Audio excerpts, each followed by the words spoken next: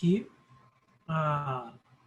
Uma satisfação enorme estar participando da semana, essa semana que foi um sucesso.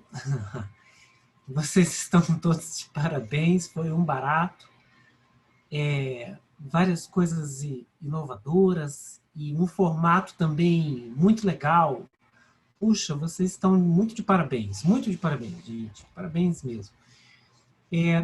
Agora, nós receberemos aqui, para falar um pouco mais sobre a temática de paisagismo, a arquiteta Mariana Siqueira. Não sei precisar se ela já está presente na nossa sala. Ela estava ainda há pouco. Eu estou aqui. Boa tarde, pessoal. Opa!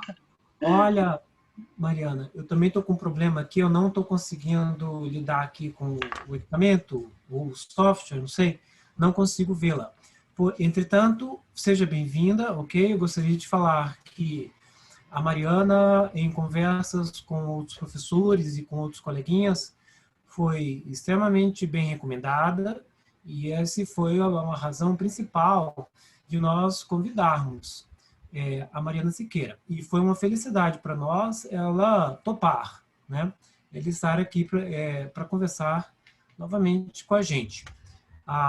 Eu gostaria que, eu peço desculpas, mas eu realmente não, Mariana, eu não vou arriscar falar um currículo seu, e eu peço sim que você pode falar um pouquinho, tá? Um pouco de você, um pouco da sua experiência, né?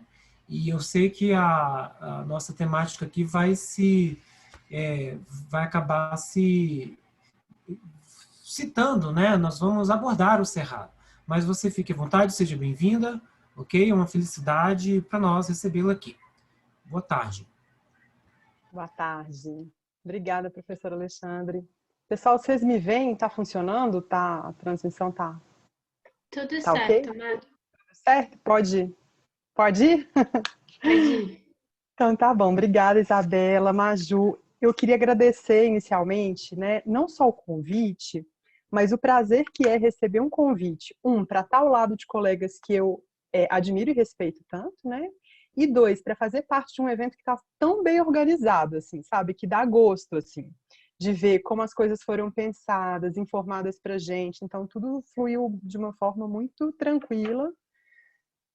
E é muito legal ver, né, quando os estudantes se articulam dessa forma e promovem experiências para outros estudantes. Então, acho que é toda uma experiência super louvável e é um prazer e uma honra estar aqui com vocês hoje, né?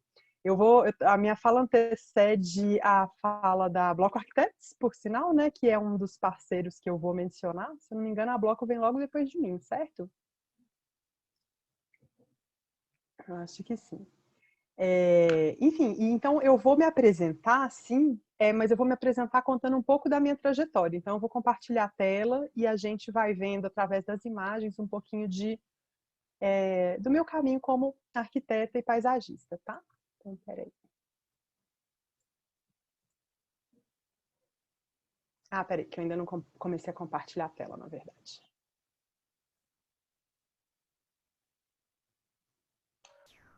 Vocês já começaram a ver agora a minha tela? Carregou agora. Tá, então tá bom. Um instantinho, deixa eu ver se ela vai aumentar. Beleza, pessoal. Então, meu nome é Mariana Siqueira, eu sou arquiteta e urbanista formada pela Universidade de São Paulo. Eu sou mineira, na verdade, mas eu estudei em São Paulo. E eu me formei em 2006, tem 14 anos que eu me formei. Assim que eu terminei a faculdade, bom, a primeira coisa para comentar foi que, assim, durante a faculdade, eu estava muito interessada no tema arquitetura e natureza, principalmente na parte natureza da questão. Eu nunca tive convicção de querer ser arquiteta enquanto fazer projeto de edificações, mas apesar de não me sentir tão encaixada nesse sentido, eu sempre tive certeza que era a melhor faculdade que eu podia fazer, que eu estava no melhor lugar que eu podia estar. Porque a formação do arquiteto tende a ser bem generalista, e eu acho que isso é uma coisa boa. Se por um lado nem sempre ela nos prepara para todos os desafios que vão vir na vida profissional e realmente não prepara para tudo, ao ser mais generalista, ela nos permite ter contato com muitos aspectos da vida mesmo em sociedade, né? E o que eu percebi que era o fio condutor do ensino na FAUSP, eu acredito que isso ocorre em muitos lugares, era a questão espacial. Como lidar com a questão do espaço em suas várias escalas e várias dimensões. Então, design gráfico sempre foi uma coisa forte na FAUSP, né?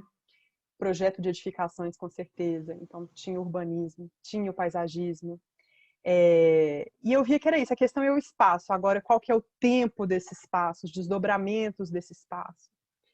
Isso ia variar do caminho de cada um, né? Mas o embasamento cultural, principalmente, assim, de visão de mundo, né? De ligar economia com política, com espaço construído, com técnica, com arte, com história, tudo isso é próprio da formação do arquiteto e eu acho que é uma formação inigualável. Também é a única que eu fiz, né? Eu não posso comparar de fato com outras, mas eu me sinto muito privilegiada de ter tido a oportunidade dessa formação.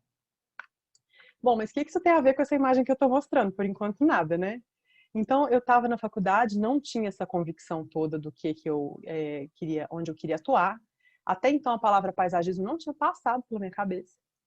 Mas, seguindo bem a linha das conversas que estavam rolando aqui anteriormente, uma coisa eu sabia quando eu terminei a faculdade, e era que eu queria viajar. Eu quis fazer intercâmbio durante o colégio e não fiz. Eu quis fazer intercâmbio durante a faculdade e não fiz. Então, quando terminou a faculdade, eu até comecei a trabalhar numa iniciativa lá em São Paulo, que fechou as portas depois de 6 meses, e eu pensei, quer saber? É agora. Eu vou viajar agora. E aí eu vendi as poucas coisas que eu tinha, né? Coisas de casa mesmo. Eu tinha um carro de segunda mão que eu vendi. Juntei um dinheirinho, meus pais me apoiaram também. E aí eu fui viajar. Eu fiquei 6 meses na Europa, fiz alguns cursos, principalmente sobre sustentabilidade. E na sequência eu fui para essa experiência que é a que eu estou mostrando aqui. Eu estava realmente livre, eu estava muito disponível, com muita sede de ver o mundo, mas eu nunca quis ver o mundo como turista. Eu nunca quis chegar nos lugares, tirar umas fotos, né? Na época nem tinha Instagram, então assim, a ideia não era, né? Como se fosse hoje, não seria postar, né? Botar no Instagram, fazer uns stories e dar por vista a coisa, né? Eu queria vivenciar. Então eu sempre busquei juntar essa minha curiosidade por ver o mundo com experiências de formação, experiências profissionais. Então, depois dessa experiência na Europa, em um desses cursos que eu fiz lá, eu virei para um engenheiro escocês, se eu não me engano, que eu conheci e perguntei para ele a seguinte pergunta. Eu falei, você sabe de alguma oportunidade para uma arquiteta livre para viajar? E ele falou, na verdade, eu sei. E era essa experiência que a gente está finalmente vendo aqui na tela, que foi na Índia rural. Eu fui trabalhar numa fundação espanhola, chamada Fundación Vicente Ferrer, que a história é tão interessante, mas eu não vou entrar muito nela, porque a gente tem muita coisa para conversar hoje, mas eu convido depois quem se interessar a entrar no site da Fundación e ver a história de vida do Vicente Ferrer, que é um catalão, né, um espanhol, que fundou a fundação. Mas ela atua na Índia rural, na parte mais pobre da Índia e na área que é a segunda área em termos de ser a mais seca da Índia, só perde para o deserto do Rajasthan. Então, uma área com muita pobreza e muita seca, né? E essa fundação faz um trabalho incrível de, não é propriamente assistencialista, é de fornecer as bases para o desenvolvimento comunitário, né, de comunidades rurais. Então, ela constrói hospitais, escolas e coisas assim. E todo o pessoal que trabalha nessa fundação é indiano, com algumas exceções. Então, eles têm um programa de voluntariado para algumas áreas, como médico, dentista e arquiteto. Então, eu entrei nesse programa e eu fui a primeira e única brasileira, provavelmente, porque são sempre espanhóis mesmo que se voluntariam lá. Então, aqui na foto tem os engenheiros, indianos, o pessoal que acompanha a obra, que é sempre muita gente, o povo lá anda em bando, assim, e aqui os arquitetos espanhóis, que eram os meus colegas na época. Então, na época que eu estava lá, a gente projetou um pouco, mas principalmente a gente acompanhou obra de projetos que já estavam prontos.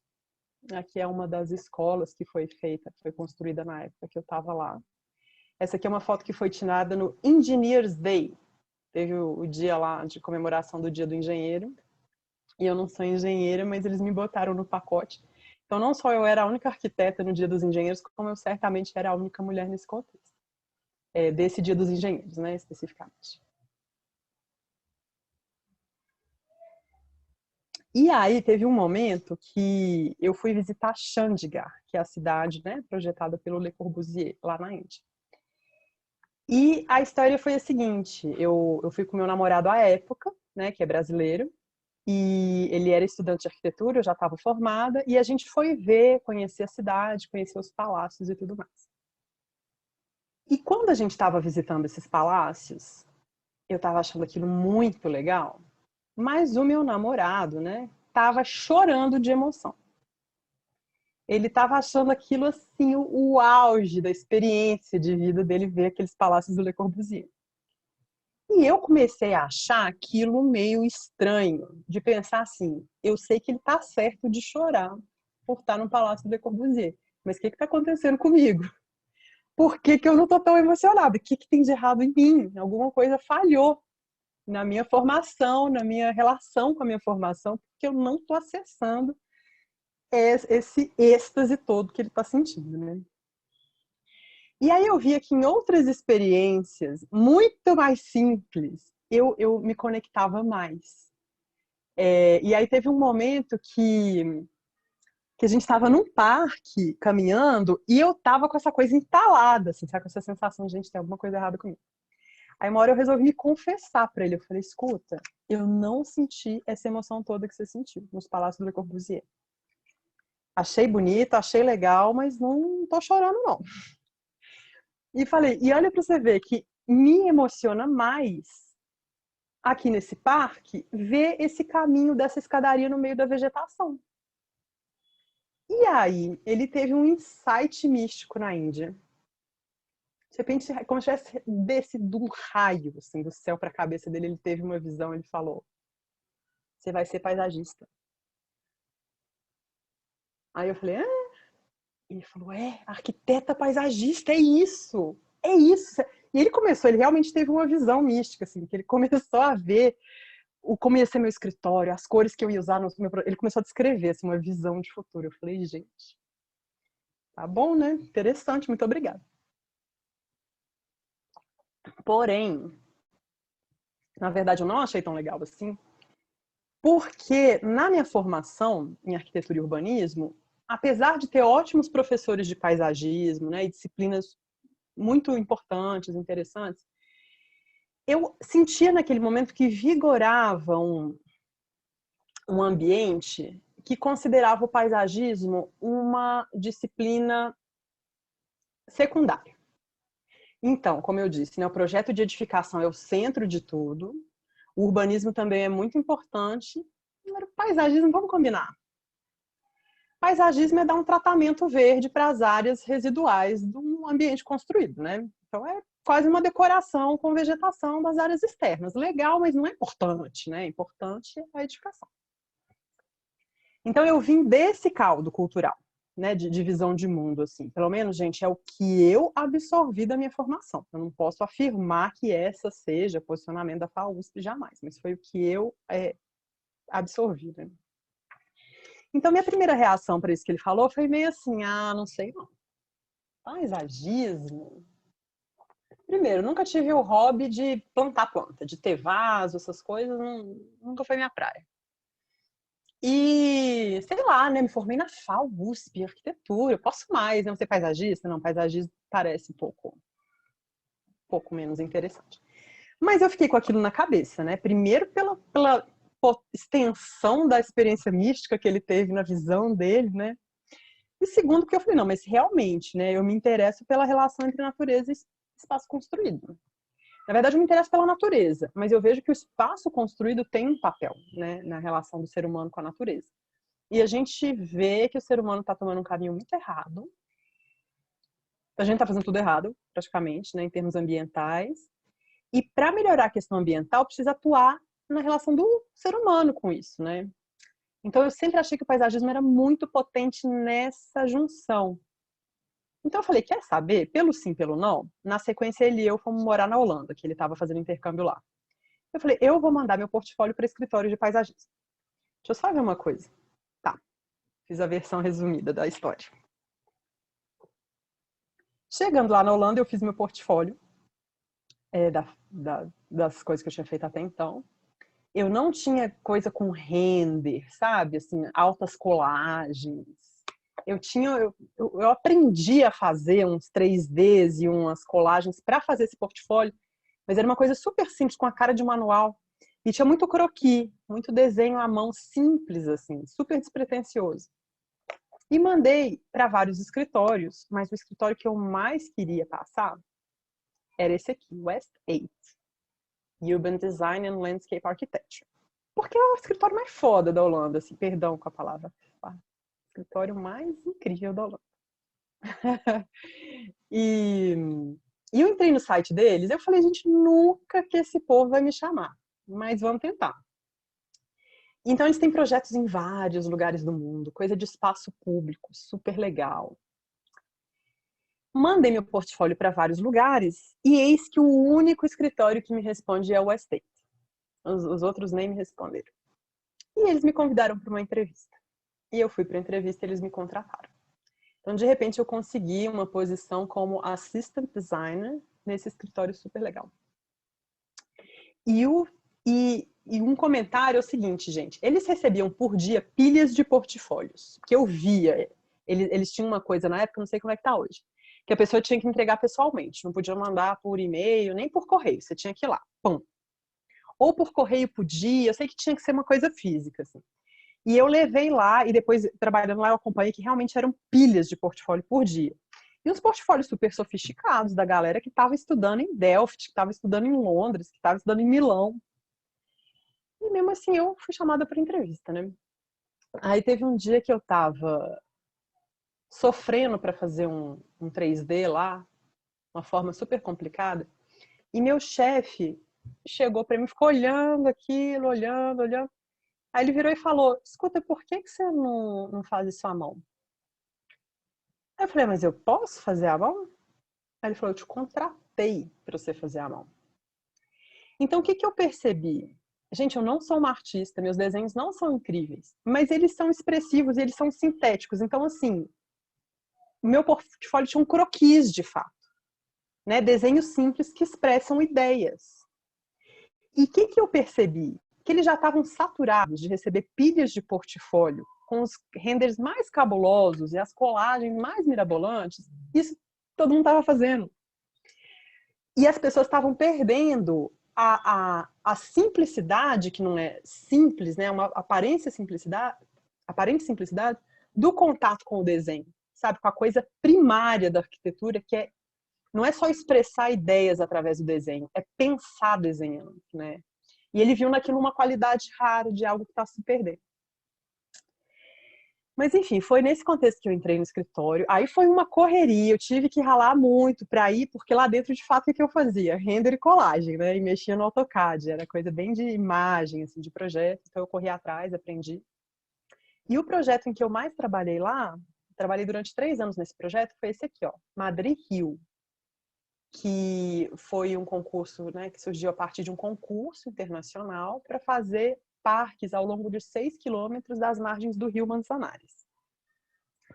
Esse concurso foi feito em 2 etapas. A primeira era aberta só para Espanha, e quem ganhou foi um consórcio chamado M-Rio, de vários escritórios lá.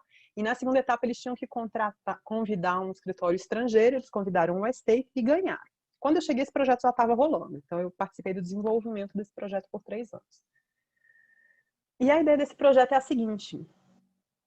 Tinham essas vias marginais ao longo do rio Manzanares, em Madrid, que nem tem lá em São Paulo, né? E quando você vai lá, poucos anos depois de começar a intervenção, você encontra isso aqui, no mesmo trecho, gente. Não é só o mesmo rio, no mesmo ponto. E qual que é o segredo, né, de como que surgiu esse parque onde havia uma marginal, sendo que você não consegue sumir com a marginal da noite para o dia, né? Tem um fluxo ali de carros, né? Eles enterraram as marginais ao longo desses 6 quilômetros que margeavam o rio e fizeram um espaço público por cima. Essa obra ficou super cara, mas é interessante observar que 90% do valor foi para fazer os túneis. 10% é o que custaram os parques. E então isso eu acho que traz para a gente uma reflexão sobre a questão da prioridade no investimento público, né? Porque quantos viadutos e túneis e obras viárias a gente vê sendo feitas por aí, e quantos projetos de espaço público bem feitos, né? A gente vê, não são tantos. Então tem uma questão aí, não é tanto se o governo tem dinheiro para bancar um espaço público de qualidade, é se essa é a prioridade do governo. Então esse é o projeto, né? Tá uma escala bem pequenininha, mal dá para ver, mas a gente vê que acompanha o rio e que ele vai aproveitando as áreas mais largas que tem adjacente. Então, tem hora que é um parque linear bem estreitinho, mas tem hora que vai virando outro tipo de parque. Isso aqui é um assunto tão legal que isso aqui dá uma palestra à parte, assim, né? Contar todos esses parques. A gente vai seguir. Uma coisa que eu ficava muito impressionada é que se trabalhava com protótipos, escala 1 para 1 mesmo, assim, sabe? Isso aqui é um protótipo de um banco que conformava um canteiro elevado. Então, assim, o que representou para mim essa experiência? Sair daquele ambiente cultural em que me parecia que paisagismo, que espaço urbano eram coisas secundárias e chegar num escritório em que isso era a coisa central e que valia todos os esforços, valia todos os investimentos, né? Para clientes super interessantes. Vocês vejam que os meus chefes, os sócios mesmo, continuavam resolvendo as coisas à mão. Mas aí eles resolviam as coisas à mão, junto com a equipe, e depois a gente realmente transformava isso nos materiais gráficos que eram necessários para seguir com o projeto. Então, aqui algumas imagens de como esse parque ficou.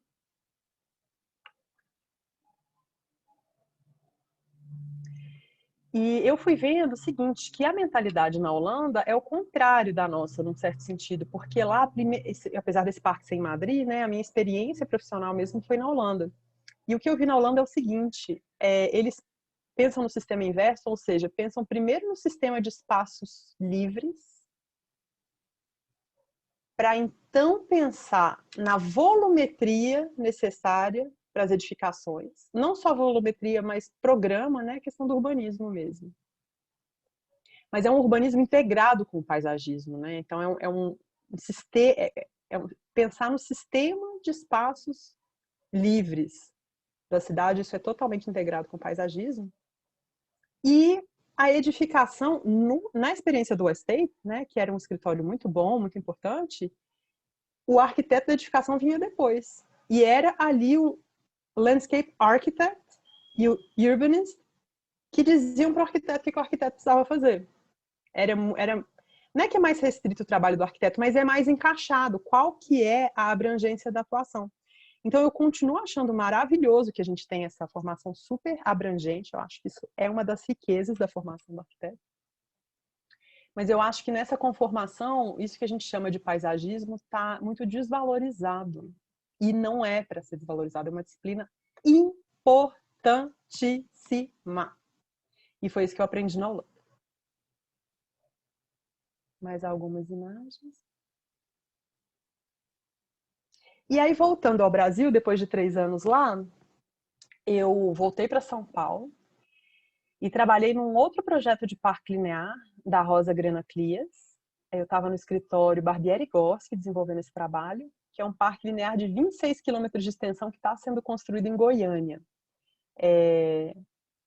Os responsáveis são o consórcio Encontro com as Águas, que é liderado pelo Grupo 4 de Goiânia. Essa é a Rosa Clias, que é uma importante arquiteta paisagista brasileira. E essa é a área de atuação. Olha, o projeto é essa manchinha verde aqui no meio. Essa parte amarela é a área de influência direta do projeto. E essa é a mancha urbana de Goiânia, né? Então vejam como é expressivo, atravessa a Goiânia de norte a sul. E é um parque de aplicação de legislação ambiental, de APP, né, ao longo dos cursos d'água. E, mais uma vez, quando havia mais espaço, a gente aproveitava para colocar programa urbano, né, parques, pracinhas, etc. Então aqui eu acho legal mostrar essa imagem pela questão da variação das escalas, né? Como que vai de uma coisa muito grande. Aqui, ó, esse pedacinho aqui, ó, esse quadradinho é o que eu ampliei para cá. Esse pedacinho aqui tá ampliado aqui. Então tinha uma complexidade grande, né? Porque passava por muitas escalas e eu fiz a coordenação do projeto executivo de arquitetura paisagística. Então, assim, a gente chegava no parafuso do banco, né? Ia dessa coisa, mega escala urbana, até chegar no detalhamento. Foi bem rico. E a obra, como eu disse, está sendo implantada em etapas. E mais uma vez, aí foi uma alegria muito grande, né? Vir para o Brasil e ver essa lógica do espaço público de perto também, né? Claro que com limitações maiores, mas ao mesmo tempo com uma exuberância da natureza maior também. Então são outros condicionantes. E pode ser bem estimulante trabalhar com isso aqui também, né? Embora mais difícil, eu diria. Bom, pessoal, e então eu estava em São Paulo nesse momento, e foi em 2014 que eu resolvi me mudar para Brasília. A minha família mora aqui desde 2000, e eu nunca tinha morado em Brasília até então, né? Isso já era 2014, e eu quis estar perto da minha família. Foi por isso que eu me mudei para Brasília.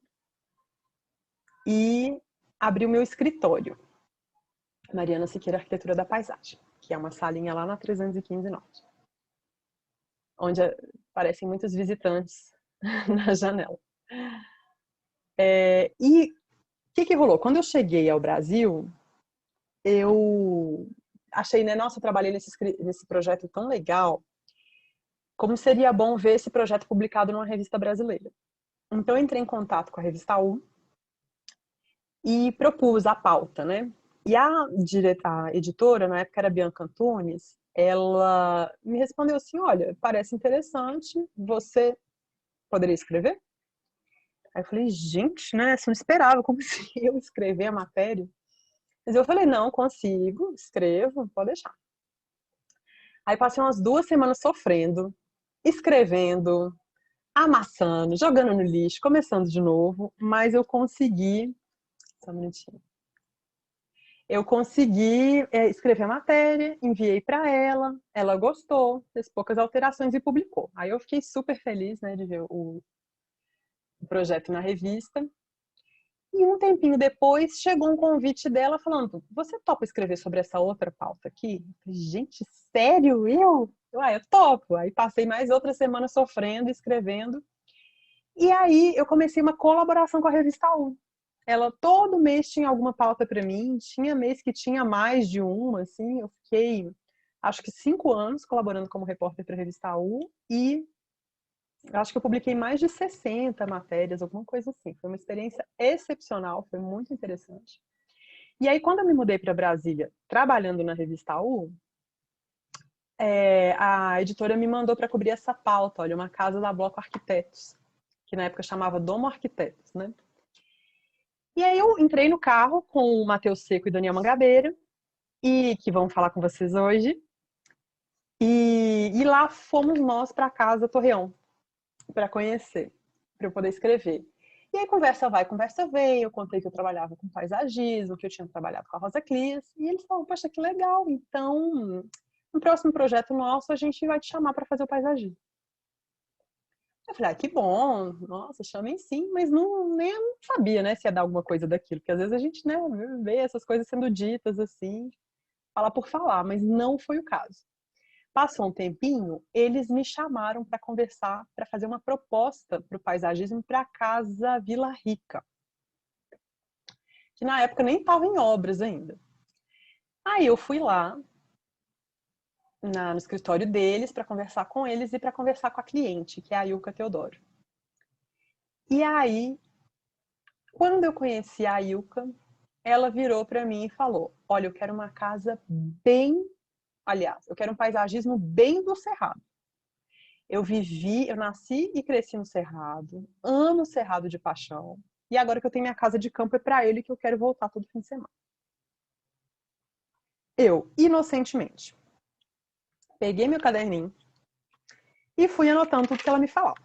Então, um jardim bem do Cerrado, horta, pomar, espaço para festas, fogueira. Fui, né, anotando os itens que ela queria no programa de paisagismo. E aí eu desenvolvi um estudo preliminar onde eu fui dispondo no lote dela as várias funções, né, sobre as quais a gente tinha conversado. Então, aqui eram as hortas, aqui uma praça para fogueira, aqui uma área para fazer refeição ao ar livre, um gramadão. E fui dispondo, e nessa grande área aqui que está meio que num verde oliva, ao redor da casa, eu coloquei na legenda o seguinte: Jardim de Cerrado. Então aqui é um zoneamento mais simplificado que o desenho anterior, né? Onde eu fui listando as várias funções para o espaço. E eu fui, então, apresentando referências para cada um desses espaços. Então, gramado, né? Quais são as várias funções e ambientes que um gramado pode abrigar. A área para refeições ao ar livre, eu pensei num Biergarten alemão, com árvores e um chão de pedrisco. A praça para fogueira, eu juntei referências de uma fonte com uma fogueira, fiz um híbrido para imaginar como poderia ser. E para o Jardim de Cerrado, eu juntei imagens de fotos que me pareceram muito representativas da vegetação do cerrado que eu queria trazer para esse jardim. Ou seja, são fotos que tinham uma ênfase nas plantas baixinhas do cerrado, nas ervinhas, nos arbustinhos, nas florzinhas. Eu falei, então a gente vai trabalhar com essa flora nativa do cerrado e a gente vai se inspirar nos jardins naturalistas contemporâneos, né, cuja referência máxima é o Pital, do filme holandês. Um holandês que eu não descobri enquanto eu estava na Holanda. Para minha sorte, né? Senão vai saber se eu não estava lá até hoje. Porque eu fiquei tão apaixonada pelo trabalho dele quando eu descobri. E então a gente vai se inspirar nos jardins naturalistas contemporâneos, que são esses jardins com alta biodiversidade, uma grande profusão de plantas, ênfase nos capins, nas ervinhas e nos arbustos. Tarará. A gente vai fazer alguma coisa inspirada nessa linguagem, porém com a flora nativa do cerrado. E aí, pessoal, o que aconteceu? Eu fui nos viveiros, toda felizinha, viveiro por viveiro em Brasília, falando: oi, tudo bem? Eu quero fazer jardim com plantas nativas do cerrado. Vocês têm?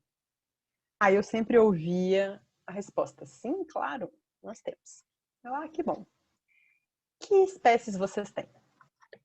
Aí eles me passavam as listas de espécies, gente, e eram árvores nativas do cerrado. Eu falava: não, tá bom. Obrigada pela lista de árvores, mas quais outras plantas vocês têm nativas do cerrado? E os vivaristas me olhavam com a cara assim de: oi? Eu, outro tipo de planta sem ser árvores. Tipo o quê? Eu falava, arbusto, erva. Aí eles, não, do cerrado, não. Essas plantas não dá para cultivar, é impossível, elas são muito complicadas, não crescem. Ninguém nunca me pediu uma planta, uma erva nativa do cerrado antes, eu acho assim, isso é praticamente impossível, né? Eu falava, sério, mas e os capins? Aí eles me olhavam com uma cara assim de: capim nativo do cerrado? Para usar em jardim? Pra que você quer fazer isso? Não, claro que não tem. Falei, gente. Aí foi cair minha ficha, né? Eu comecei a olhar mais para a paisagem de Brasília e ver que Brasília é extraordinária, né? É uma cidade-parque mesmo. Assim, eu sou apaixonada por morar em Brasília. Assim, não tem outro lugar, não tem outra cidade que eu queira morar.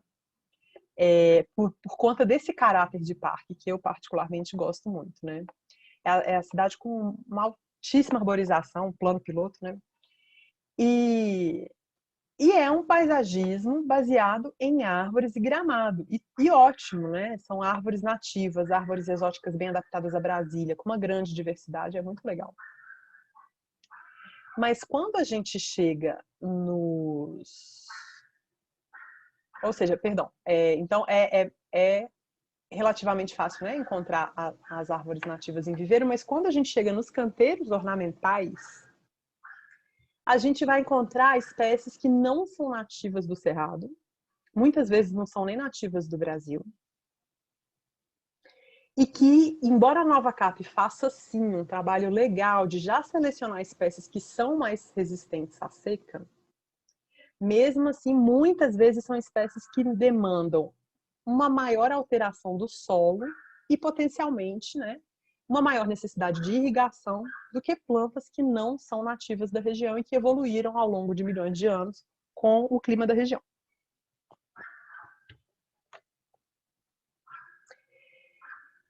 Então, nos primeiros projetos, assim, que aí eu fui pegando outros projetos. Fazer, por exemplo, uma alameda de pés amarelos nativas do Cerrado, ok, dá para realizar rapidinho. Mas quando eu queria usar, então, essas outras plantas baixinhas, lindas, incríveis do Cerrado, a resposta era não. Isso não existe, isso não dá, isso não é interessante, isso não funciona. Peraí, perdão, estou me ajeitando aqui. E esse extrato herbáceo arbustivo do Cerrado está cheio de coisas lindas. Nossa, tem dezenas, no mínimo, de espécies diferentes de margaridas nativas, sabe? Plantas super interessantes, super diferentes do que a gente está acostumado a ver. Que podem perfeitamente compor projetos de paisagismo e que mesmo assim estavam sendo ignoradas, né? Em vista a uma suposta impossibilidade técnica de cultivo. Capim, pessoal, tem mais de 600 espécies descritas no Cerrado, que ocorrem naturalmente no bioma. São capins lindos, sabe? Com inflorescências muitas vezes douradas, tons metálicos, plantas peludinhas, super especiais, diferentes de tudo que a gente vê em outros lugares. E que mesmo assim, se a gente for num viveiro hoje, a gente não vai encontrar. Perdão, gente. A gente não vai encontrar capins nativos do Cerrado, né, nesses viveiros. As poucas espécies que a gente vai encontrar são exóticas, ou seja, não são nativas dessa região, normalmente não são nativas nem no Brasil.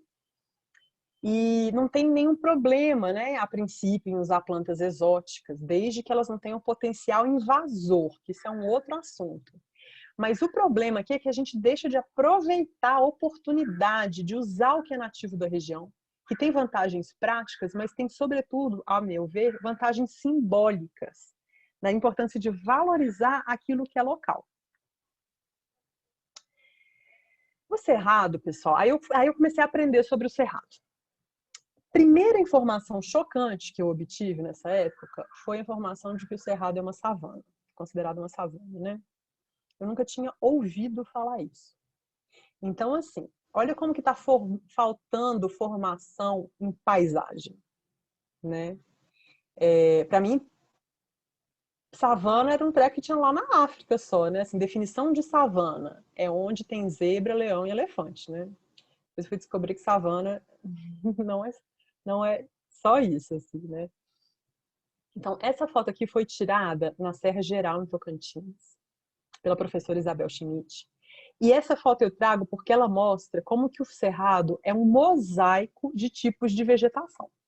Então, no mesmo ambiente, a gente vai ter convivendo florestas, como essa aqui, ó, que tem ao longo de um curso d'água, ou que tem nesse morrinho aqui. A gente vai ter campos, olha, que são regiões que não tem árvore nenhuma, só tem gramíneas e ervinhas. E a gente vai ter savanas, que são ambientes que têm, sim, árvores, mas onde essas árvores estão espalhadas na paisagem, de modo que a luz solar incide sobre esse extrato herbáceo arbustivo que tem no solo. Então, se não tivesse árvore, era campo. Se tivesse árvore demais, era floresta. Mas quando tem algumas árvores espalhadas, isso aqui é savana. E aí eu comecei a questionar essa autoimagem que a gente tem como brasileiros, que quando a gente pensa em paisagem natural, normalmente a gente pensa em floresta só. Ou então em praia também, né? Paisagens naturais brasileiras, floresta, tropical, úmida e praias, né? Então a gente não tem esse conceito do savânico muito arraigado na cultura brasileira, que em Brasília isso está mais, né? Vem mais à tona, a gente fala mais sobre isso, mas não é uma coisa que está difundida, né? Campos também não, né? A gente não tem essa noção cultural de que o nosso país também é um país campestre, de campos naturais, né? Com capins e ervinhas. Tanto que no hino nacional tem aquela frase: teus risonhos lindos campos têm mais flores. E, no entanto, isso não vem à tona, né? Na nossa cultura. Esse mapa aí do Brasil, que foi cedido lá pela URGS do Rio Grande do Sul, mostra a proporção entre ambientes originalmente florestais e ambientes não florestais no Brasil. E a gente vê que os ambientes não florestais, que são as savanas e os campos principalmente, somam quase 40% do nosso território. Então não é irrisório, é muito significativo, é quase metade. E os ambientes savânicos e campestres, eles não são floresta degradada. Eles são ambientes antigos, complexos e ecologicamente muito importantes. Então eu vi que como paisagista no Cerrado, eu precisava atuar no sentido de trazer isso à tona. E essas descobertas que eu estava tendo, eu precisava levar isso para as outras pessoas também. Porque são informações muito importantes que não podem passar batidas. No meio disso tudo, a gente sabe que a gente enfrenta um contexto global de crise hídrica. Então, não é desejável gastar um excesso de água no paisagismo, né? Se a gente pega um gramado irrigado, a recomendação de irrigação para gramado é 5 litros de água por metro quadrado por dia. Então, se a gente tem um gramado de 1.000 metros quadrados, em um ano a gente vai ter gastado mesmo, que eu acho que é essa a palavra, quase 2 milhões de litros de água. Isso não é sustentável, né? A mesma coisa pode ocorrer em canteiros ornamentais. E, ao mesmo tempo, dentro desse contexto de crise hídrica, a gente precisa garantir que os lençóis freáticos continuem sendo recarregados quando chova, né? Que essa água possa entrar no solo, encontrar os lençóis freáticos, que é onde vai rolar o abastecimento das nascentes, né? Então, a gente precisa de um paisagismo que também proporcione essa infiltração da água no solo. Então, em Brasília, a gente tem extensos gramados que são, sim, adaptados à seca. Esses gramados não são irrigados, eles secam quando está seco e ficam verdes quando chove. Isso todo mundo que mora aqui em Brasília já viu acontecer. Mas, perdão, faltou um slidezinho, mas tudo bem, eu comento aqui mesmo. Mas o gramado, apesar de ele ter uma importante função paisagística, né, não é uma defesa de que os gramados sejam eliminados, nem nada do tipo, mas o gramado não é a melhor forma de vegetação quando a gente pensa em filtração da água no solo, tá? E as plantas do cerrado, por outro lado, são excelentes para isso, para promover a infiltração da água no solo. Então, quando a gente pensa em recarga de lençóis freáticos, a gente precisa de mais vegetação do cerrado presente nas cidades. Outro aspecto interessante da paisagem do cerrado que eu fui descobrindo nas minhas andanças é que o cerrado ele é extremamente sazonal, né? Então, se eu vou na Chapada dos Veadeiros, por exemplo, em janeiro, no auge das chuvas, e encontro uma paisagem assim, se eu voltar lá no auge da seca, eu vou encontrar essa paisagem assim. Então, tem uma variação cromática, sobretudo, muito interessante nas paisagens do cerrado, entre a chuva e a seca. E isso pode ser explorado pelo paisagismo. Ao invés de negado, ao invés da gente tentar ter tudo sempre verdinho, inclusive é super engraçado, né? Às vezes a gente vê agora na seca a cidade toda ocre e de repente tem um gramadinho super verde, assim, né? Que é aquele gramadinho que é irrigado, assim, uma coisa que destoa tanto do ambiente. Então, eu acredito muito que o paisagismo deva valorizar essas expressões de sazonalidade. Então, aqui eu coloco lado a lado espécies do cerrado, é a mesma espécie nas duas estações, para a gente ver como que tem uma variação mesmo super interessante. E isso aqui não é cerrado, isso é o Highline, lá em Nova York. Porque o Highline ele tem um estilo de paisagismo, um estilo não, uma filosofia de paisagismo que a gente vai chamar de jardins naturalistas, né? Paisagismo naturalista, que é um paisagismo que defende a alta biodiversidade nos canteiros, né? Mais do que botar espécies juntas, é criar comunidades vegetais que tenham um apelo ornamental e ao mesmo tempo sejam ecologicamente coerentes, né? A relação das plantas entre si. E eu me interessei muito por essa filosofia de paisagismo, porque eu fui vendo muitas relações formais entre eles e o que eu encontrava na flora do cerrado. E depois passei a ver relações ecológicas também. Então, mais e mais e mais, eu acho que é uma linguagem paisagística que nos dá muito suporte para pensar em jardins feitos com as plantas do cerrado.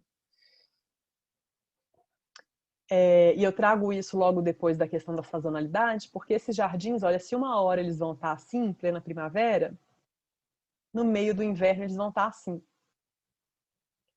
Ou assim. E no meio do outono vão estar assim. Então eu fui vendo, poxa, se em outros países essa questão da sazonalidade ela é bem-vinda, ela pode ser incorporada nos projetos de paisagismo, por que que aqui a gente precisa negar isso, né? Talvez não seja mesmo o caso de negar. Então, diante disso, a gente está falando de uma nova ética para o paisagismo, né? Uma ética que considere todas não, mas muitas, né, das questões relativas ao cerrado. E, portanto, uma nova estética que transmita esses ideais. E foi nesse contexto que eu criei o projeto Jardins de Cerrado, a partir de 2015, que é feito a partir de muitas parcerias, né? A questão assim de será que é possível cultivar cerrado, né? Eu continuava ouvindo muitas negativas, até que eu conheci um grupo de ecólogos que trabalham com restauração ecológica de ambientes do cerrado. E eles estavam fazendo restauração ecológica na Chapada dos Veadeiros, introduzindo capins, ervas e arbustos, justamente as plantinhas que eu queria, eles estavam introduzindo isso em projetos de restauração, por semeadura direta. Eu achei aquilo super interessante, me juntei a eles, comecei a participar dos projetos de restauração. E aqui a gente fez um experimento no Jardim Botânico de Brasília, em parceria, onde a gente semeou 180 parcelinhas de 1 metro por 1 metro com espécies que me pareciam ter potencial paisagístico. E assim ficou o experimento 16 meses depois da semeadura. Então, assim, a gente foi dessa coisa do é impossível cultivar para verificar em campo, gente, que não é impossível nada, sabe? E esse experimento a gente fez o seguinte, claro que o cerrado tem 12 mil espécies. Com certeza, muitas delas são muito complexas para reproduzir, mas muitas delas não. Então, assim, sabe, tendo interesse em testar, a gente vai descobrindo os caminhos, vai abrindo os caminhos, né? Esse experimento foi interessante porque metade dele a gente irrigou e metade dele a gente nunca irrigou. E é pouco perceptível a diferença entre a parte irrigada e a não irrigada, o que é um super potencial para a questão hídrica, né? Imagina um jardim que você faz que você não precisa irrigar. E aqui, embora a gente não tenha pensado na questão do paisagismo propriamente dito, né, de fazer composições paisagísticas, a gente já foi começando a encontrar caminhos para essas composições, que foram geradas espontaneamente no experimento, que a gente plantou as parcelas de forma aleatória. A gente fez um teste também de fazer uma roçagem drástica nesse experimento. Depois de 2 anos, ou mais, 2 anos e meio, a gente pegou uma roçadeira e cortou e roçou metade desse experimento bem baixinho para ver se as plantas iam rebrotar com força, que seria importante para fazer uma manutenção de um jardim cerrado. E a gente viu que elas rebrotaram sim, bem verdinhas, bem vistosas. E aí, lembra da Casa Vila Rica, que foi onde tudo começou? Eu fiz uma parceria com a paisagista argentina Amália Robredo, que é uma mentora para mim, ela que me ensina quase tudo que eu vou aprendendo sobre jardins naturalistas e sobre plant hunting, que é a atividade de ir a campo em busca de plantas com potencial ornamental e buscar fazer o cultivo dessas espécies. Então, aqui na Vila Rica, juntas, a gente fez um jardim por semeadura direta, em que a gente também aproveitou a vegetação que já existia no terreno, mas que estava sufocada antes por um pasto, estava judiada essa vegetação. Então, só de tirar o excesso de plantas que tinha, a gente já começou a valorizar aquilo que tinha mesmo. A gente estruturou os canteiros em longas faixas, entremeadas por grama. E aqui já está no fim da estação. Essa foto é desse ano, já está aquele fim de seca, tudo bem esturricadinho. Hora de roçar para tudo brotar verdinho de novo. Outra experiência está sendo na Casa no Cerrado, em Moeda, Minas Gerais, em que eu fiz um jardim por semeadura direta. Cobri ele com juta, né, depois que eu fiz a semeadura. E as plantas foram crescendo, foi um exercício, então, não só no cultivo dessas plantas do cerrado, mas em tentar usar essa linguagem naturalista, né, que é essa coisa um pouquinho mais caótica mesmo, com uma cara mais de selvagem. E aqui a gente consegue ver a variação sazonal desse jardim. Olha, a paisagem muda de cor lá atrás e o jardim acompanha essa mudança, porque é um jardim que não é irrigado. Eu irriguei no primeiro ano para garantir que as espécies pegassem e depois tirei a mangueira.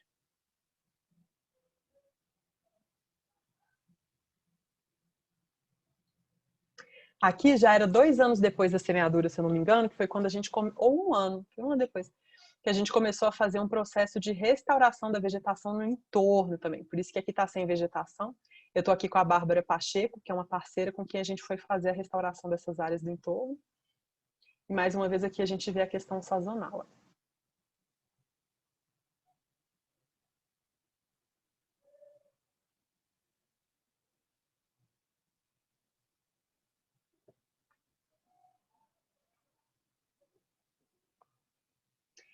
Outra experiência é o Jardim Luiz Ribeiro, que fica no Instituto de Biologia da UNB, aqui em Brasília, que é um jardim, bom, que foi feito a partir de várias parcerias, é um jardim feito em memória à aluna Luiz Ribeiro, que foi assassinada pelo ex-namorado dentro do Instituto de Biologia, foi um caso de feminicídio. E a comunidade acadêmica ficou muito abalada, né? E os alunos decidiram fazer alguma coisa, e eles não queriam só fazer um espaço de memória, eles queriam fazer um espaço que remetesse à transformação da cultura machista que levou a esse evento. Então eles escolheram fazer um jardim de cerrado porque eles falaram, se por tanto tempo se disse que era impossível fazer um jardim de cerrado, e hoje a gente vê que não é, essa mesma impossibilidade que às vezes a gente enxerga na mudança da cultura, isso também não é um fato, a gente pode mudar a cultura. Então o Jardim de Cerrado aqui representa essa possibilidade de transformação da cultura. É um projeto que foi feito com muitas parcerias com professores, alunos e pessoas de fora da comunidade, como é o meu caso, né? Eu não sou da UNB, embora faça muitas parcerias lá. Esse é o projeto de jardim que foi gerado. E esse jardim foi executado a partir do plantio de mudas e de semeadura direta. Uma coisa que eu esqueci de mencionar é que eu abri um viveiro experimental na Chapada dos Veadeiros com o Claudomiro de Almeida Cortes. E juntos lá a gente tem produzido dezenas e dezenas de espécies de plantas. Então a gente foi daquela coisa do impossível para ver que, pessoal, a limitação é mais cultural do que técnica. Não é tão difícil assim fazer as mudas dessas plantas. Assim.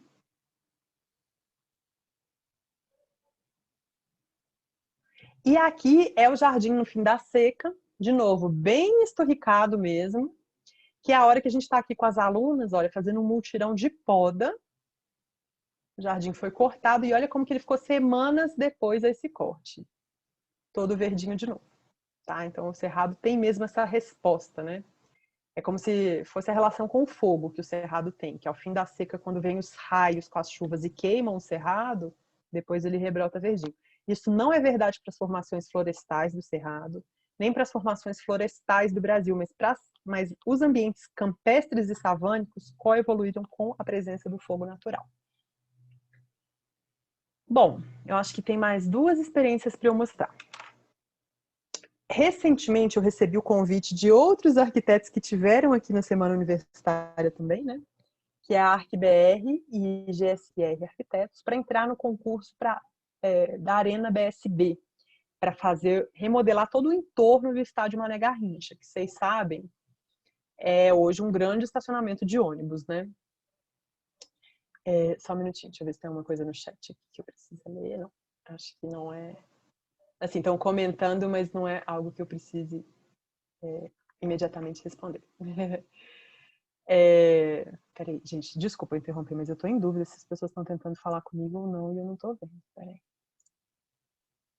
Ah, tá, não. São comentários que eu posso ler depois, aparentemente. A gente estava juntando algumas perguntas para falar mais no final também. Ah, então tá ótimo. Mas então vocês sabem que é uma grande área de estacionamento, esse entorno do estádio Mané Garrincha.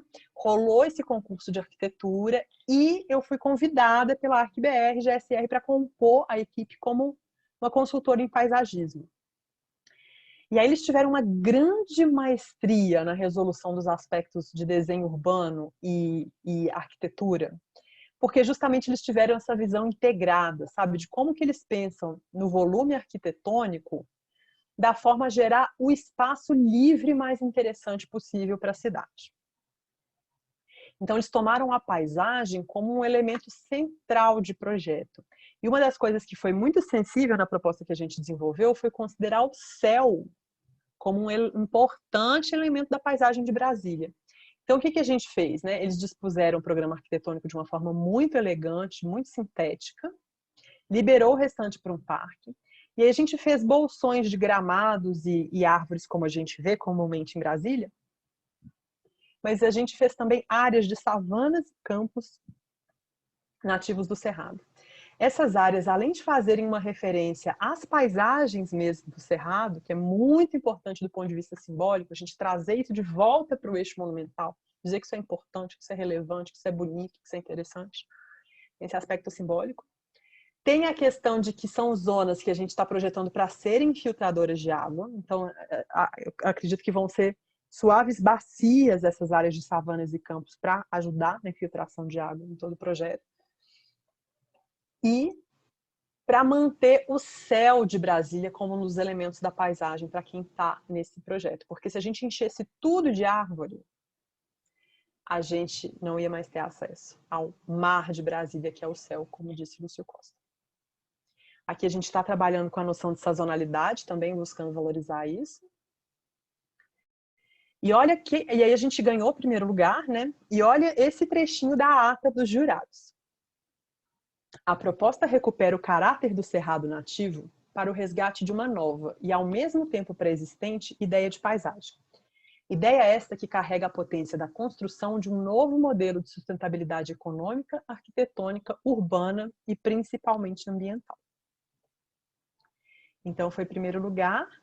E é um projeto que está sendo desenvolvido, né? Ainda não começou a construir, mas o projeto mesmo está sendo desenvolvido presentemente. E, por fim, eu acredito que esse é o capítulo final da minha fala, eu apresento para vocês o Jardim Piloto. Por que tem esse nome? Porque é um jardim que, dando certo, e ele está dando certo, pode representar, né, um piloto de algo a ser replicado em outros locais da cidade. Então, foi quando a gente trouxe esses conceitos de fato para um espaço público em Brasília.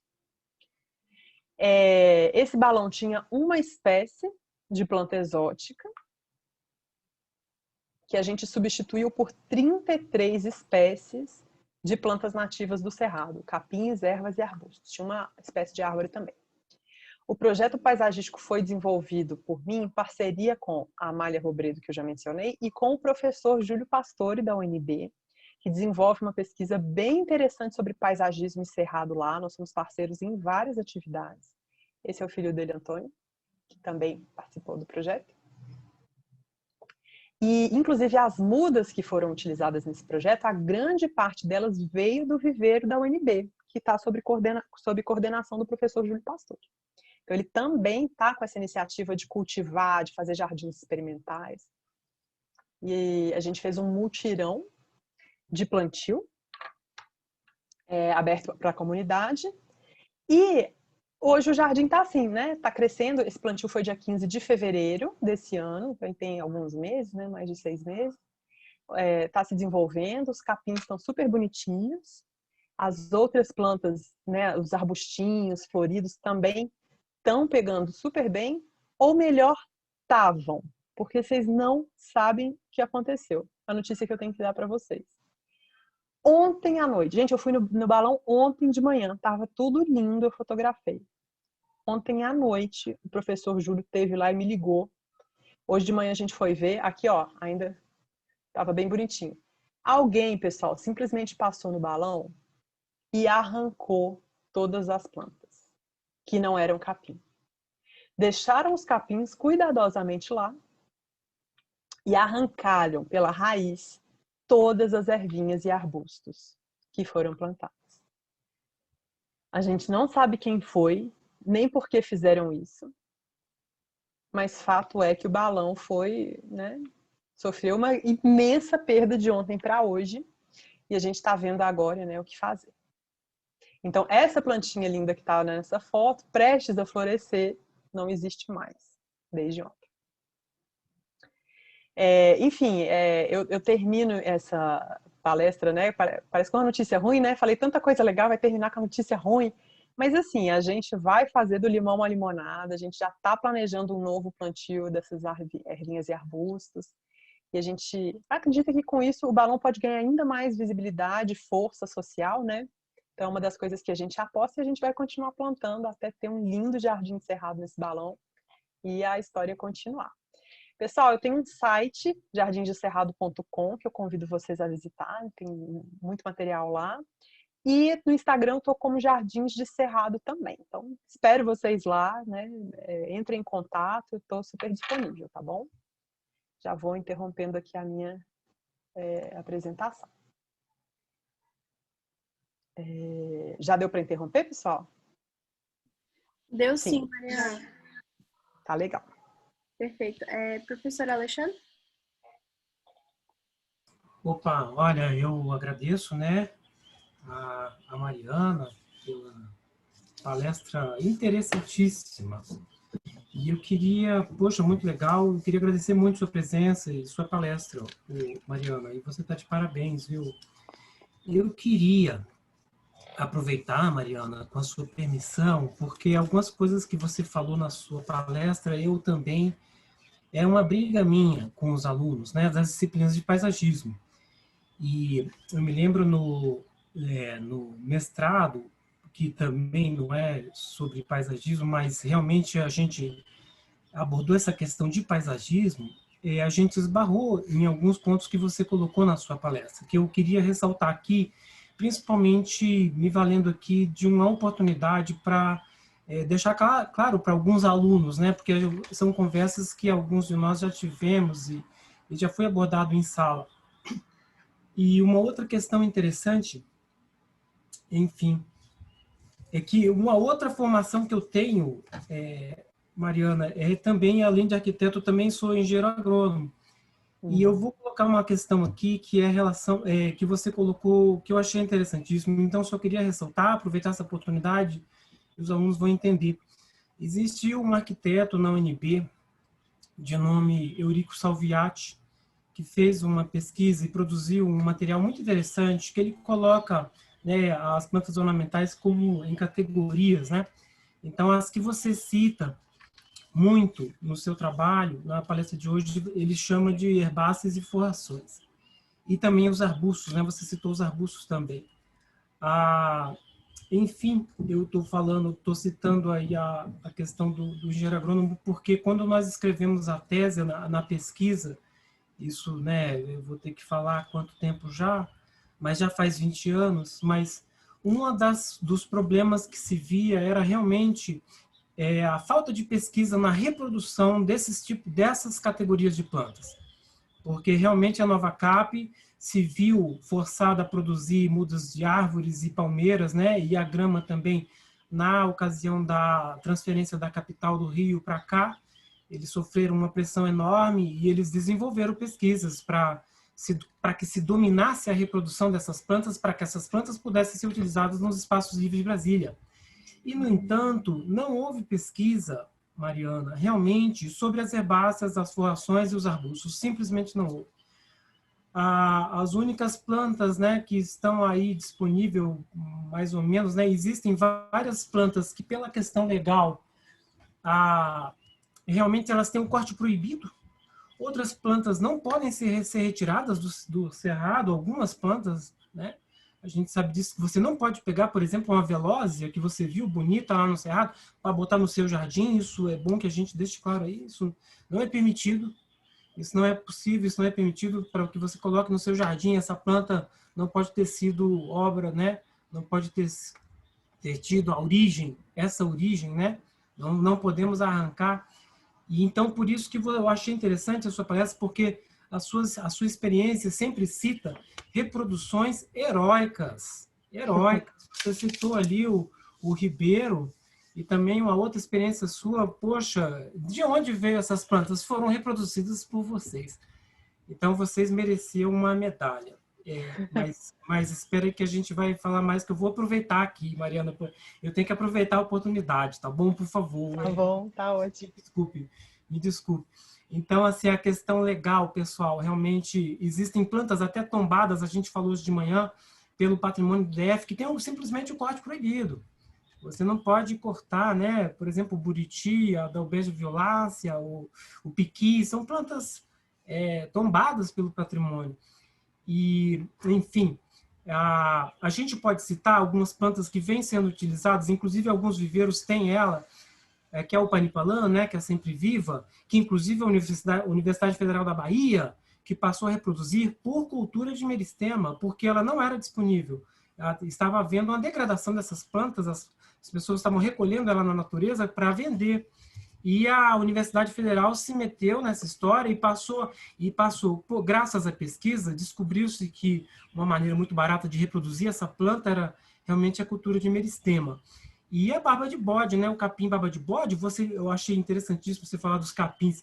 Existem capins belíssimos, belíssimos, e que, no entanto, as pessoas simplesmente, por ser um capim, isso não são educadas, né? Elas não são educadas esteticamente a ver beleza. A ver beleza nas plantas nativas do Cerrado e a ver beleza, por exemplo, num capim. E, no entanto, puxa, eu achei super legal você citar, porque existem capins belíssimos, belíssimos. Enfim, uma coisa legal também, Mariana, que vamos lembrar, né? Você mostrou umas fotos que sempre me incomodaram, sempre. Você mostra ali as pessoas, né? Os canteirinhos de plantinhas efêmeras, né? E que não são nativas, sendo irrigadas. Aquilo ali é um negócio que dói no coração. Mas vamos deixar, pessoal, vou aproveitar a oportunidade aqui, que essa não era a ideia de Lúcio Costa. Lúcio Costa, pelo contrário, sempre disse e defendeu a ideia de um jardim naturalista, como a Mariana coloca aí. Justamente porque o jardim naturalista ele é mais fácil de manter, é mais fácil de implantar e mais fácil de cuidar, porque ele dispensa, né? O modernismo foi perseguido aí por esse mito do ser fácil, de não ser custoso, né? de se manter e de se criar. E o Lúcio Costa não tinha essa ideia. Quem inventou essa história aí, tá? Foi o Roriz, tá? Mariano, você talvez não estivesse aqui. O Roriz foi um rapaz, não vou falar um rapaz, mas ele foi nosso governador por 3 vezes. Por 3 vezes nós fomos reféns. E foi ele que instalou, inclusive, um dos apelidos que tem esses balões que você mostrou aí, de plantas não só efêmeras, como também não nativas do Cerrado. Um dos apelidos que tem é os balões do Roriz, ou então as plantinhas do Roriz, que é uma coisa que dói no coração, cara, porque você tem que ir lá, olha o gasto que você tem de trocar e você colocar e todo ano, e tem que ir lá irrigar. Olha isso aí nos dias de hoje, nesse nosso futuro que se desenha na nossa frente. Isso aí é uma coisa que não tem cabimento, isso não cabe. Então, eu achei interessantíssimo a Mariana falar realmente de mover e de mudar paradigmas, porque nós precisamos disso urgentemente. A Mariana também citou a questão das árvores e da grama, muito legal, porque é o seguinte, eu já vi arquiteto defender aí que o futuro do jardim ele é incerto, porque o jardim precisa de água e a água vai ser uma coisa escassa. Ora, que balela! Gente, basta você morar em Brasília para você perceber, igual a Mariana falou, nas primeiras chuvas essa grama vai estar verde e as árvores, nenhuma delas necessitou de irrigação. Nenhuma dessas árvores, sejam nativas ou sejam não nativas bem adaptadas, né? Porque tem também essas, né? Por exemplo, o flamboyant, né? Enfim, a crise hídrica, ela realmente nos faz pensar muito no nosso futuro e realmente essa mudança de paradigma, ela é uma coisa necessária. Eu achei muito legal, Mariana. Eu não me canso de dizer aqui tudo que você abordou, porque isso é uma necessidade para o nosso futuro, tá? Enfim, eu só queria também defender um pouquinho os gramados ali do eixo monumental, porque realmente é um pedacinho só da cidade e que ele também desempenha ali a sua função cívica, né? A sua função também bucólica, né? E assim, alguns locais realmente, a cidade parque proposta pelo Lúcio Costa e também desenvolvida, que fique claro aí, né? Você passou por Chandigarh e que fique claro aqui, né? O conceito de cidade parque foi criado pelo Le Corbusier. E Lúcio Costa não esconde isso no relatório do plano piloto. Ele deixa claro lá que Brasília é um exemplo da aplicação do modelo cidade-parque. Mas quem criou o modelo cidade-parque? Le Corbusier. Que fique claro, né? Também para nós. Sempre aproveitando a oportunidade, Mariana, me desculpa se peço a permissão, porque eu achei muito legal tudo que você falou. Então, eu estou aqui me permitindo, né, reforçar várias coisas que eu converso com os alunos aí. E Então, eu acho que legal que fique registrada a importância da pesquisa sobre a reprodução dessas plantas, herbáceas e forrações, e arbustos também. Eu achei muito legal e eu acho que vale lembrar novamente que as plantas que a Mariana cita, todas elas foram reproduções heróicas, de gente que se meteu a reproduzir, desenvolver, porque, gente, isso é uma questão até legal, é uma questão legal. Não se pode arrancar uma velosa para você pôr no seu jardim. Você tem, para você pôr plantas no seu jardim, elas têm que ter sido, sim, reproduzidas. Eu cito essas experiências porque vocês viram, foram essas pessoas que reproduziram essas plantas, né? E não foram retiradas do cerrado. Elas foram reproduzidas e aí sim utilizadas nos projetos. Esse é o caminho. Esse é o caminho correto. Isso que a Mariana fez, gente. Então, isso é bom que fique registrado a importância dessa pesquisa na reprodução das herbáceas e forrações e os arbustos também. E também lembrar que existem herbáceas e forrações não nativas que são bem adaptadas, né? Que a gente ainda pode usar sem precisar de molhar, gente. A crise hídrica é uma coisa... A Mariana fez uma conta ali fantástica. Mostrou ali a quantidade de água que é necessária para irrigar um jardim. Ora, isso daí ficou caro. Poxa, é uma coisa absurda que não tem o menor cabimento no futuro não muito distante, né? E uma coisa assim, já estou acabando, gente, já estou acabando. Esse impossível cultivar que a Mariana se esbarrou tanto nessa vida dela aí, essa vida profissional dela, gente. Eu também, a gente tem que citar a questão comercial. Ora, as pessoas que vão reproduzir plantas, elas não vão fazer isso se elas não tiverem um retorno financeiro. Então, de novo, eu ressalto aí a importância da mudança do paradigma. Apenas quando as pessoas passarem a procurar essas plantas é que os viveiros vão reproduzir comercialmente. Nós só vamos achar essas plantas prontas para venda quando realmente houver procura. Então, isso é importante que se diga também. Essa experiência do Jardim Botânico da Mariana foi fantástica também. Isso tudo é pesquisa, né? Quando eu falei aqui da importância da pesquisa, isso é pesquisa também. Puxa, que legal! E que legal que está sendo conduzida, né? Está sendo aí... existe, né, ali a experiência de cortar tudo, depois plantar parte disso, plantar parte disso. Que maravilha, Mariana! Como eu fiquei feliz de saber e conhecer isso, porque é disso que nós precisamos. Disso, tá? Enfim, pessoal. Enfim, olha, desculpa eu ter tomado esse tempo todo, mas eu não podia passar essa oportunidade, Mariana, porque isso é uma coisa que a gente discute muito com os alunos, eu falo muito isso, toda oportunidade que a gente tem, eu achei fantástica aqui sua experiência e achei legal e eu peço licença, peço desculpa e não podia passar a oportunidade. Eu agradeço de novo, novamente, sua presença e pronto, gente, agora eu vou fechar minha boca e deixar aí o restinho de tempo para o pessoal participar também. Desculpa. Professor, muito, muito, muito obrigada por todas as suas palavras. Eu agradeço do fundo do coração. Mariana. Foi mal, Maju. Primeiramente, muito obrigada por essa palestra incrível. Tipo, abriu meus olhos para muita coisa. Eu acho que a gente tem essa tendência de achar que a grama, vou dizer o mato, o capim seco é feio, mas agora eu tô percebendo que tem a sua beleza, que ele tem essa questão da gente, vou dizer assim, a gente paga pau pra galera que tem essa sazonalidade do outono é marrom e aqui a gente acha feio. E então eu acho que isso abriu bastante meus olhos. E eu juntei duas perguntas que fizeram no chat, que quais são as suas inspirações? E a Luciana falou que ela ama os aspectos de interação da arquitetura com o paisagismo.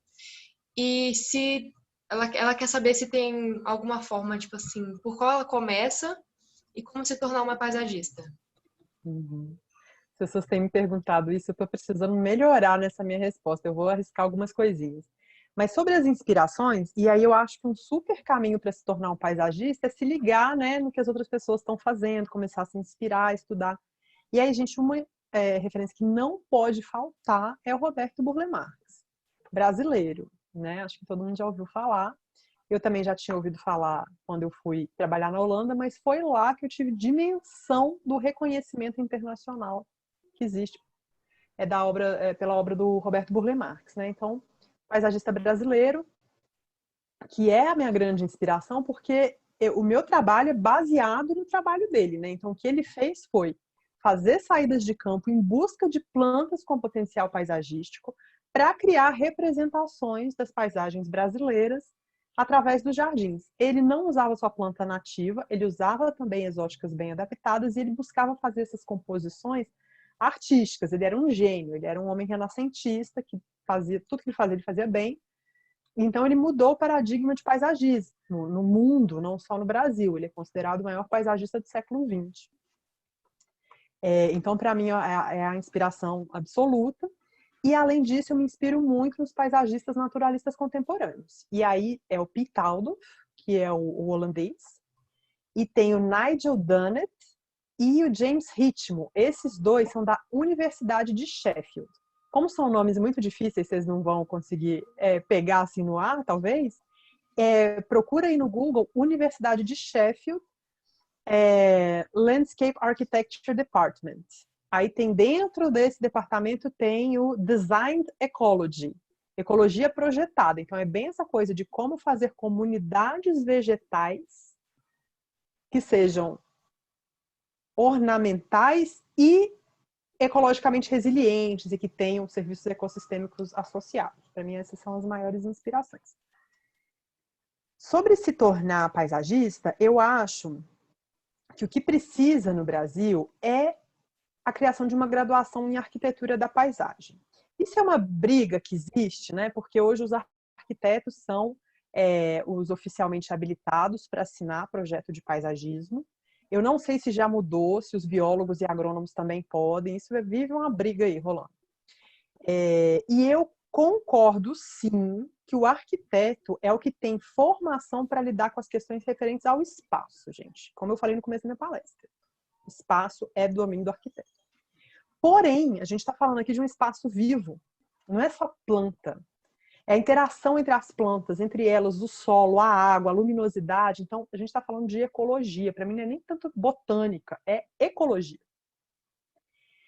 É ecologia e é botânica, e é agronomia, e é um monte de coisa que está difusa em um monte de profissão.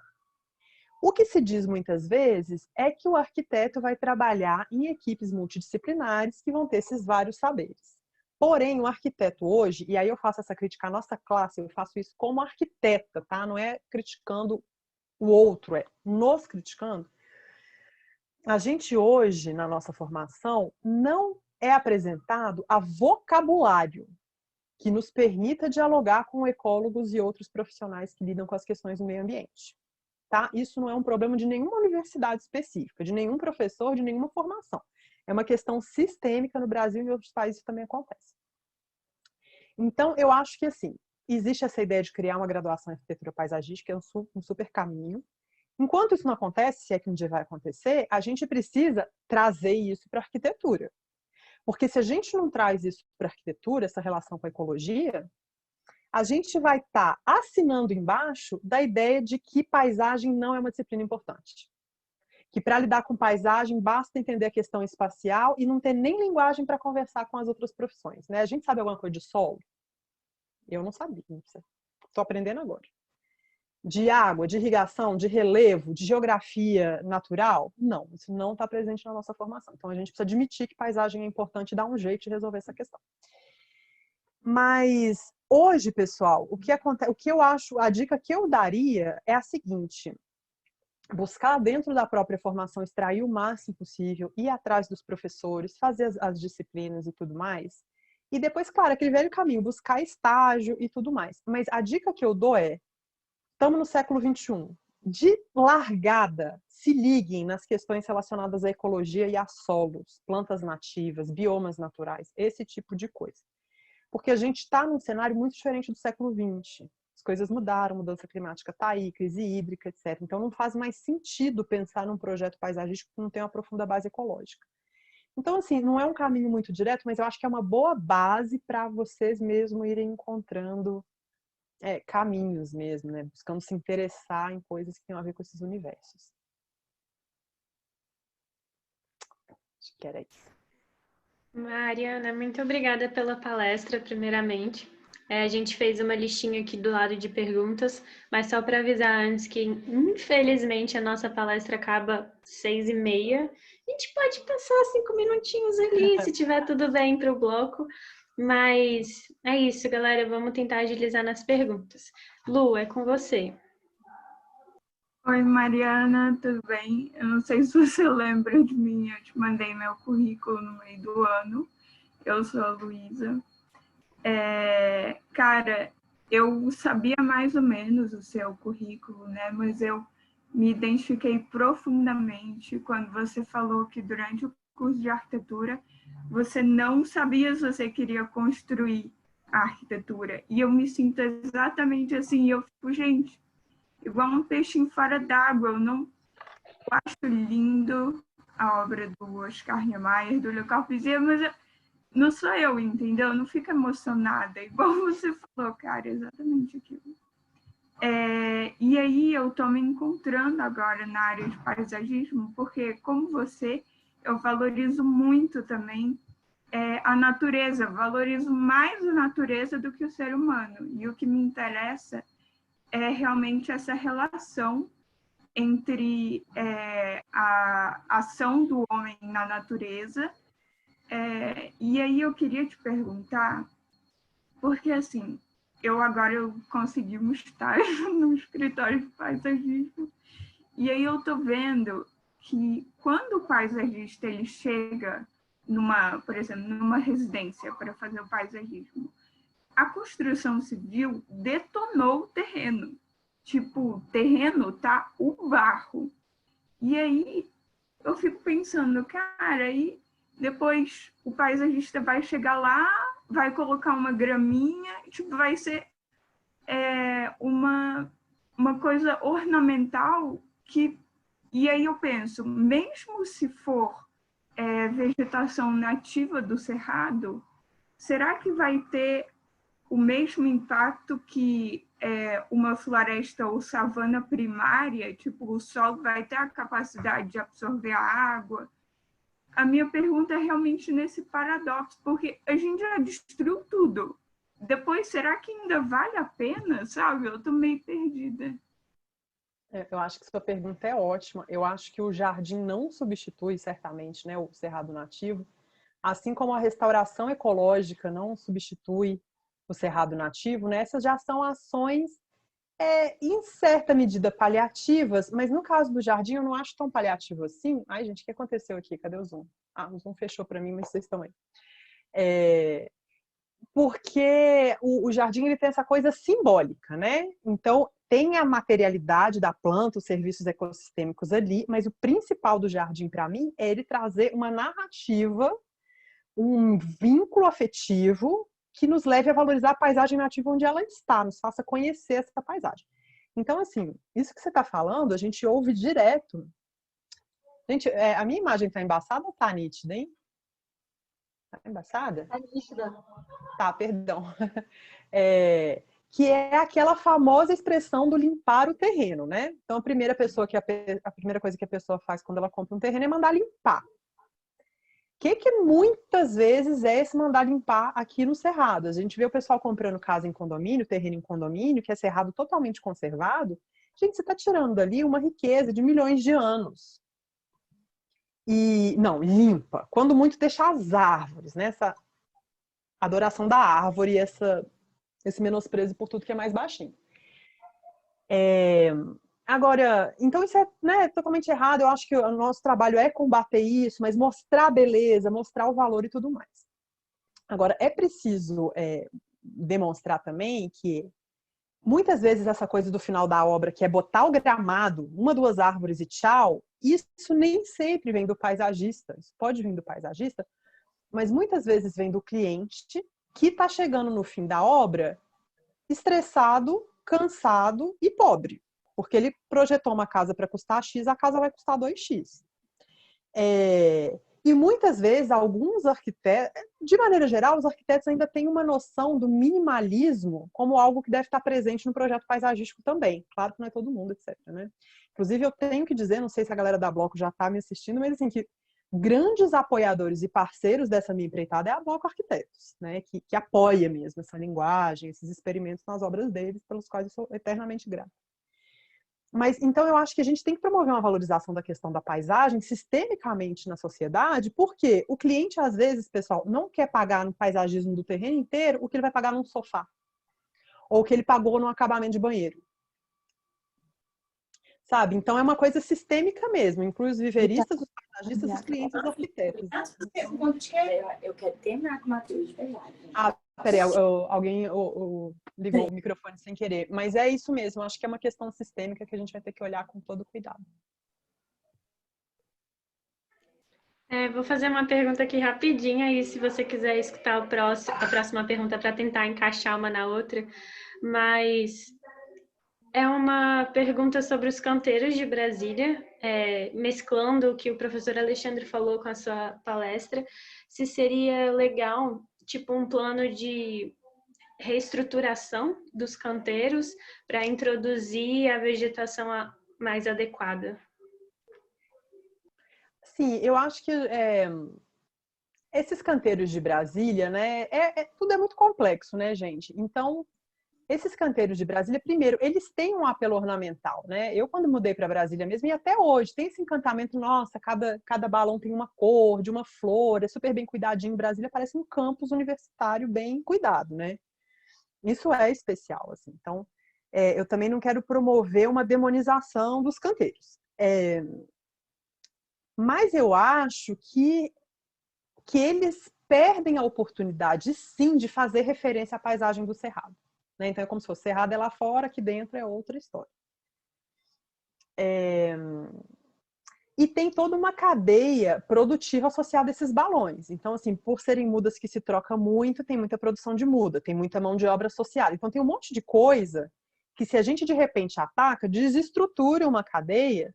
Então, isso tem que ser feito com calma junto com essas mesmas pessoas, eu acho, sabe? E demonstrando a viabilidade disso, o interesse disso, formando os profissionais, né? Fazendo capacitação. Então, eu acho que tem que ser um movimento mais gradual para caber todo mundo, sabe? Assim, eu acho que eu acho que a minha palestra leva muito a isso. Eu vou até começar a rever aqueles primeiros slides, porque eu acho que a minha fala leva a uma postura combativa, assim, e que eu acho que é mais interessante a gente tentar conciliar essas visões. Mas eu vejo muito o que o professor Alexandre falou, de que a visão do Lúcio Costa era arquitetura modernista convivendo com os galhos tortos do Cerrado. Ele fala, o Cerrado é o mais belo jardim e gostaria de tê-lo preservado. A visão dele para a Praça dos Três Poderes era uma praça com um cenário de Cerrado atrás, né? Então isso estava na visão de Lúcio Costa de fato. Então, acho que cabe a nós uma atualização da visão de paisagem de Brasília, sim, mantendo o elemento de cidade-parque, mas trazendo referências ao Cerrado e mantendo sempre a relação com o céu.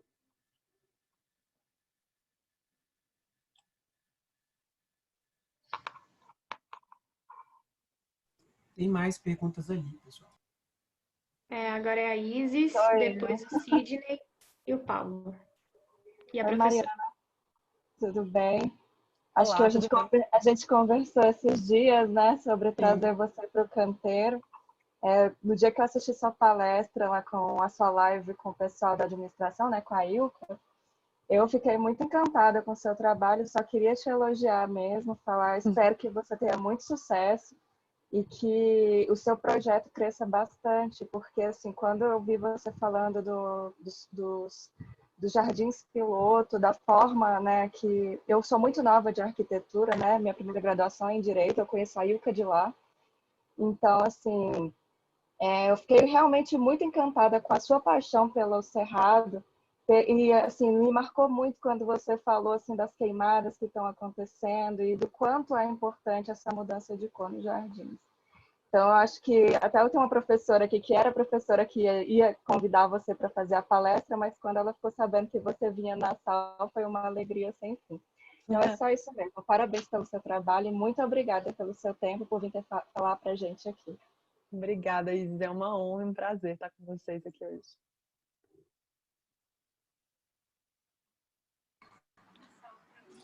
Bom dia, Mariana. Ou boa noite, na verdade.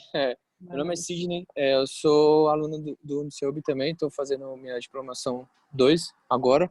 E eu estou justamente fazendo essa reanálise da cidade parque, onde meu projeto é um centro cultural parque, mas não vendo assim como áreas de grandes passos, mas sim fazendo um levantamento aonde de fato a população necessita.